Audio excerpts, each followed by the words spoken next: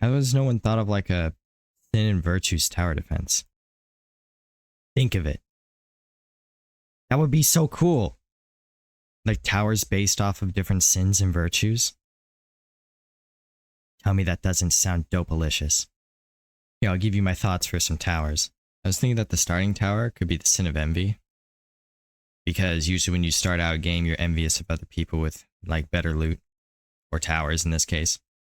The envy tower would basically just punch people.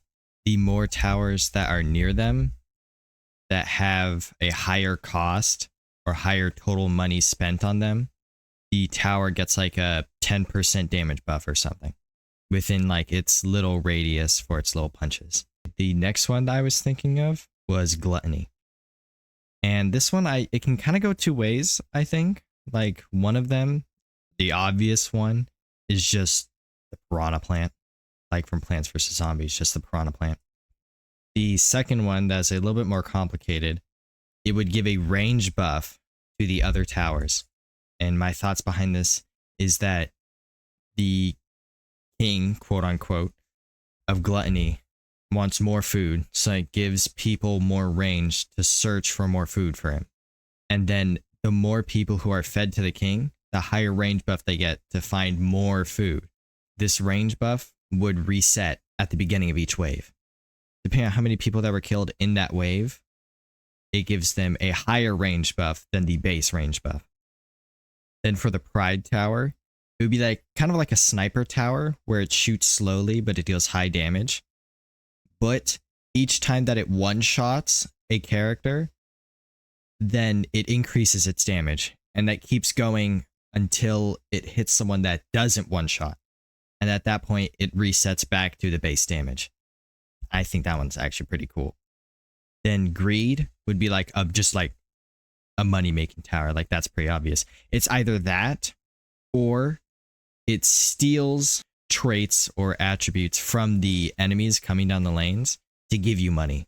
So like if they had like stun resistance, it would take either all of that stun resistance or some of that stun resistance away and then give you money return for that.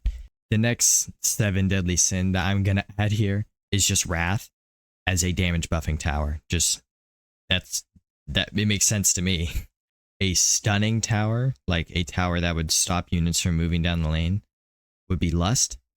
I mean, come on, what else could it be? And then the final 7 deadly sin would be Sloth, just as a tower that slows them down.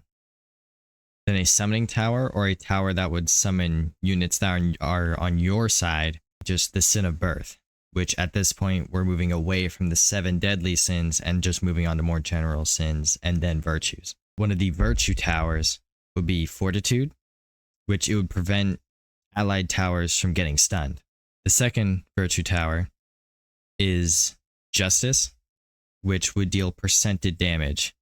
So like if they had 10 health and it dealt, let's say 10% damage, right? Then it would deal 1% damage to the 10 health person. And then obviously 10% damage. It's going to deal 10 damage to 100 HP person. And then so on, which is fairness among like health amounts. Okay, then the third virtue tower is Temperance. So Temperance is like the balancing of the self. So it would give a speed boost. Hear me out. It would give a speed boost depending on the ratio of like the tower's levels. So like if all your towers are level 3, then it would give a high speed buff. It would give a high speed buff because they're all like the same level. But if you were to have like some level 5 and then others are like level 1, it would give a significantly less speed buff. So it takes the highest level person you have that is in range and the lowest level person you have in range. Then it like takes the ratio between them and then decides how much of a speed buff to give. Okay, the last virtue that I bothered to think of is Prudence, which is like, it's basically self-control. And my idea for this one was that it would deal more damage the higher level it is compared to the other towers. So if you have it at the same level as the other towers, then it'll just deal the base damage. if it's like a level or two higher, then maybe it deals 10% or 20% more damage, right? And then it'll get like a little bit of a fire rate buff once it gets to like 3 or 4 levels above the others, assuming that level 5 is the max, of course. Okay, that's all I can think about. It's too late. I want to sleep. Good night.